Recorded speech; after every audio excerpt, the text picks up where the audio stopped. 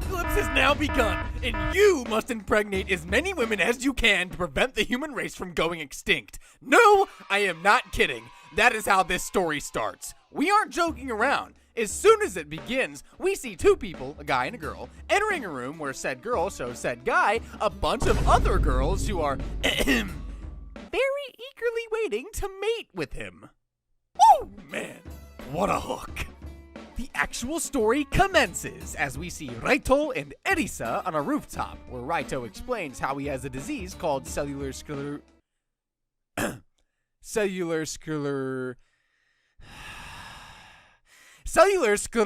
okay, well, something that starts with an S. How can I call myself a narrator if I can't even pronounce the words in the script? In order to be cured, Raito has to stay in cold sleep for about 5 years, which is why he's unable to say anything when Erisa kinda confesses to him.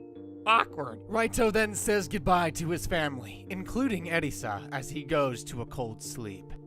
He wakes up after 5 years in the year 2045 and sees a woman who looks a lot like Erisa standing next to him. She addresses Raito as Lord and tells him that he's been cured somehow. Don't ask, that involves too many brain cells. She then escorts Raito somewhere else and on their way introduces herself as W쏘ᴛᴄဃ. She explains to him that the world has gone frackin' belly up because of the mysterious MK virus, and she is there to take care of him as he is a quote-unquote valuable resource, whatever that could mean. She also explains that the current authority of the world is the UW, and you're gonna love what that stands for. Very original.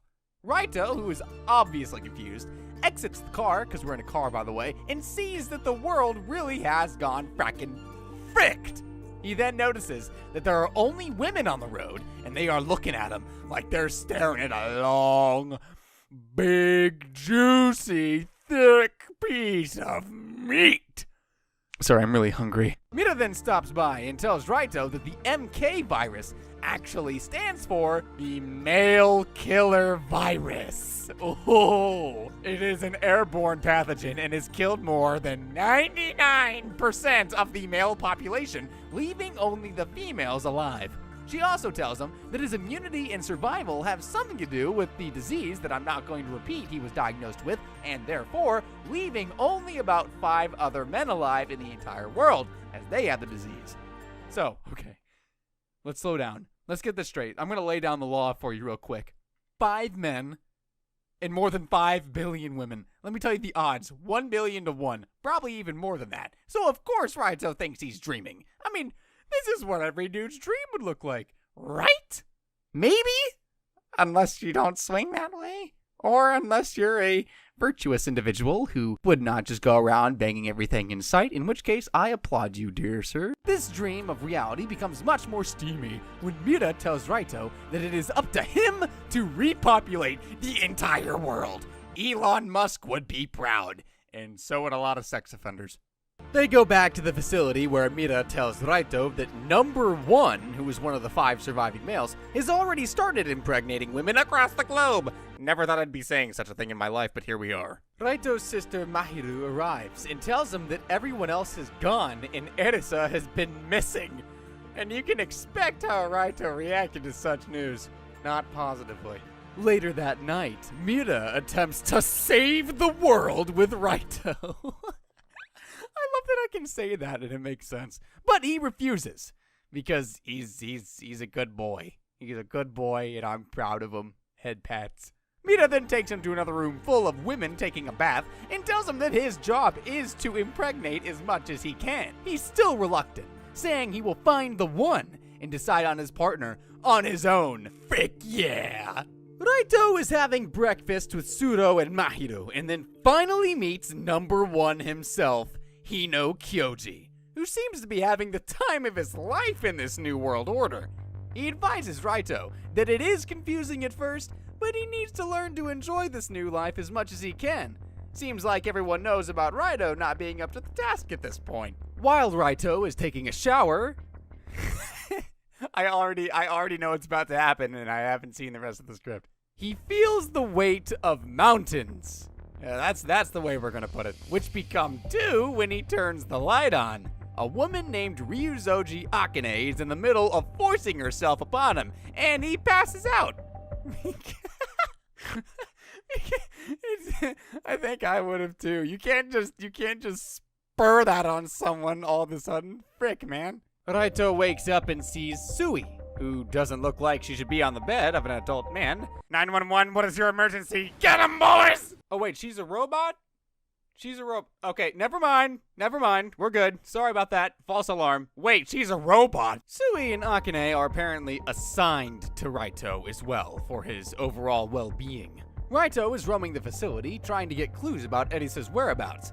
He is certain of her survival since he gave her a pendant with a tracker. Very sus, but I'm not gonna comment on that. And it still has a signal. Suddenly, a bear just happens to break out of thin air, and Raito rushes in to save Sui, only for the exact opposite to happen, and Sui snaps, taking the bear out.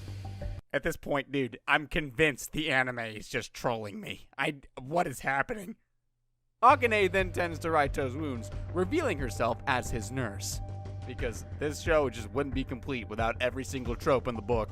Raito is then brought to Erisa's old lab, where he sees a bunch of her old stuff and starts having flashbacks. He then declares that he will find the cure to the MK virus, and my man is so serious, he does a worldwide broadcast just to let them know that he is alive and will find the cure. Erisa, who looks like she has just joined a cult, and she kinda has, sees this broadcast, but doesn't have anything to say about it. We see that she's still wearing the GPS locator tracker fricker pendant. So good, that thing's still working.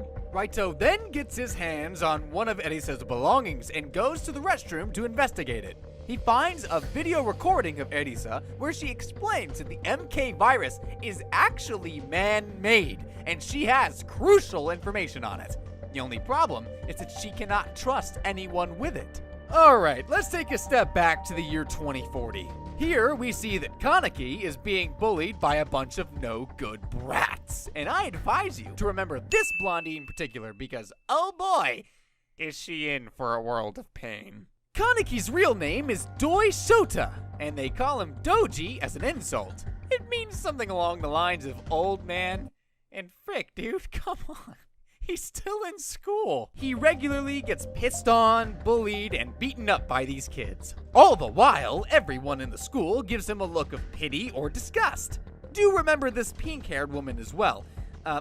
For completely pure and reasonable purposes. Doi is now playing the piano, and his teacher, Yuzu, tries to console him, only for Doi to start having chest pain. He goes to the doctors, and they tell him he has the cellular sclerosis. Oh, I think I sounded it out right. Frick yeah, man. I finally said something right. Anyways, it's the same disease that Raito had. So Doi returns to school to announce his condition and that he won't be back for 5 years. But as you would expect, literally no one cares. The pink-haired girl even walks out. I mean, dang, girl. Dude, yo, you gotta understand. My man just announced a life-and-death situation. I refuse to believe that this many people are that heartless.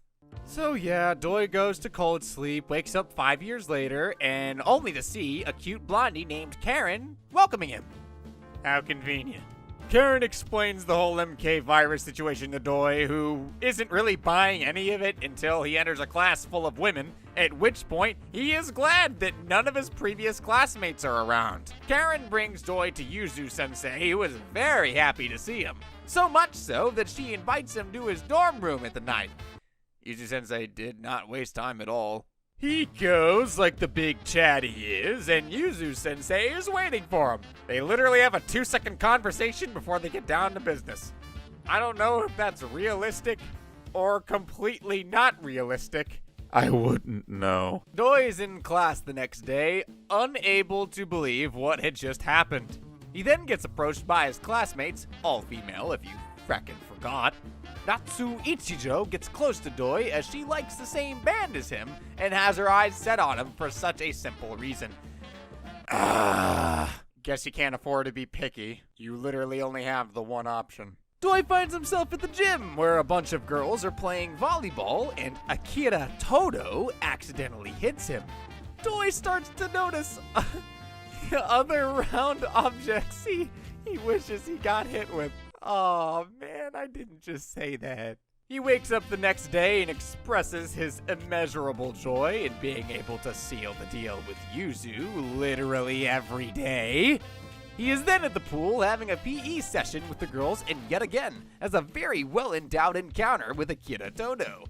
Back in the dorm, Karen tells Doi that Ichijo has to stay with him for some time because of room problems. Ichijo is a very odd roommate, to say the least, and she needs help changing her clothes because she isn't accustomed to doing it without help. How are you that rich? I forgot to mention she was rich. Well, she's rich. In both money and in assets. Things get even more interesting when Ichijo asks Doi if they can sleep on the same bed, because apparently she can't sleep by herself either. She might as well just ask him to blow hot air inside her nose at this point, and of course they end up doing it like it wasn't obvious from the minute they introduced her character. Oh man.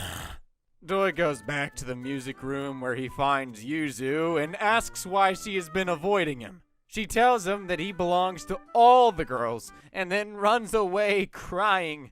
Confused, Doi starts to ask questions to Karen, who then explains to him that all of this pretend school is for him to have an environment where he can have sex with as many women as he can. Wow, didn't see that one coming. This show is really breaking the bounds in the plot department. Actually, no, it kind of is in the plot department. Seriously, some revolutionary stuff here. Take notes, SAO! While Doi is making major progress with his Frankfurter, the United Women, or UW, is concerned about Raito's, since he hasn't put his to good use despite the fact that it is now as easy as breathing. UW then considers the possibility of Mira's incompetence. Raito is now a celebrity within the facility and is misunderstood immediately by this black-haired woman for assaulting a girl. Mira then calls him, only for the UW to notify him that Mira will no longer be his assistant, and his new attendants will be Katagiri Ria and Kuroda Maria, the same women from earlier.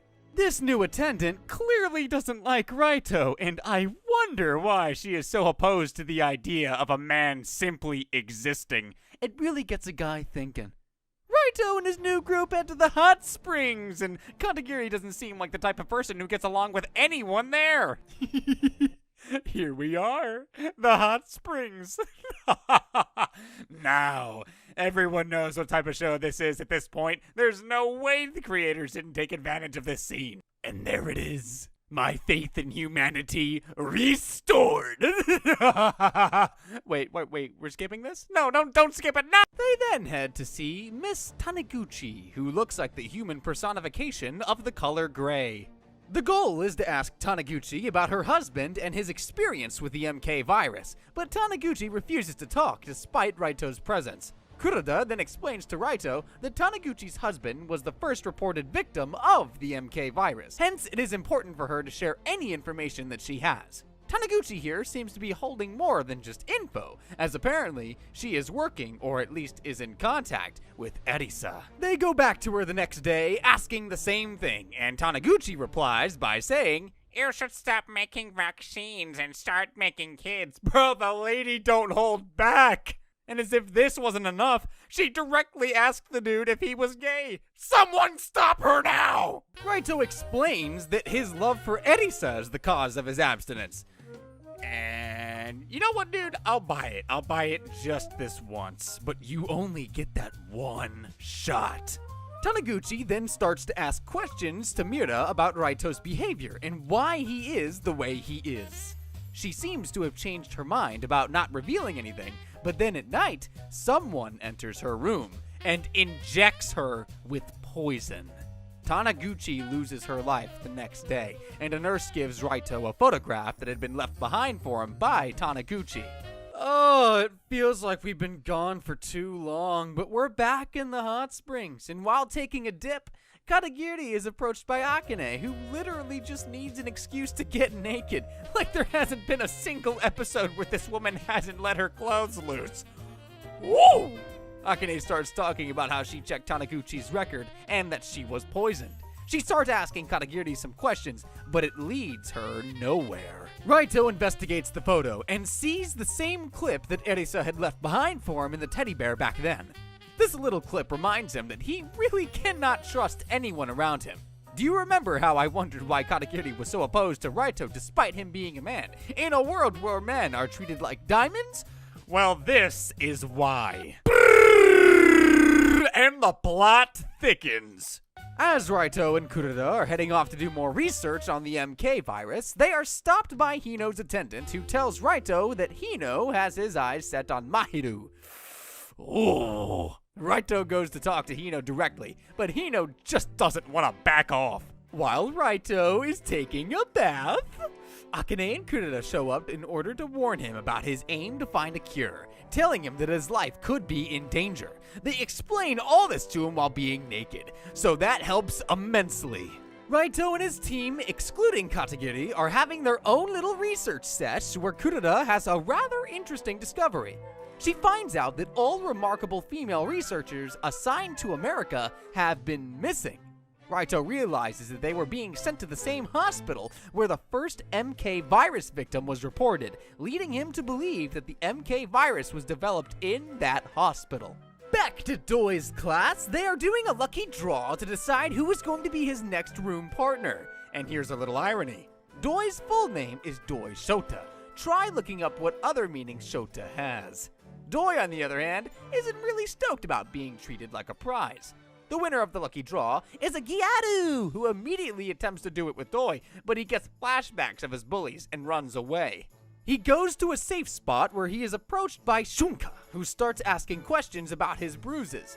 Doi tells her that he was bullied, and Shunka proceeds to show her bruises, and much more before they, well, you know what they did. I'm tired of coming up with ways of saying sex. Just understand it, you sick little fricks. Doi takes her to his room only to see that Gyaru from earlier. She tells Doi that her name is Rika, and he is supposed to be with her that night. The two girls start fighting, and Doi walks away to get some fresh air. He stumbles upon Akira Todo, who asks him if his wound was okay. Doi jokingly tells her to roll her shirt up to repay him, but it doesn't take Todo a second more to immediately roll her shirt up anyway. Doi prowls like a jaguar, then comes back to his hermit senses and walks away yet again. Man, a seasoned warrior he is. The next day, Doi goes to Akira to apologize for his behavior, and for some unholy reason, they end up inside the storeroom where Akira accepts the apology by getting her chance to go. All the while, Ichijo listens from the outside. The rule of Shota having a girl assigned as his roommate was not enough, apparently, and now they have a rule of a girl having assigned to him in the classroom, too. Rika gets the first chance and instantly takes advantage. Shota tries to run away again, but scrapes his hand in the process. They take him to the infirmary where Todo, Shunka, and Ichijo, all three arrive to heal him.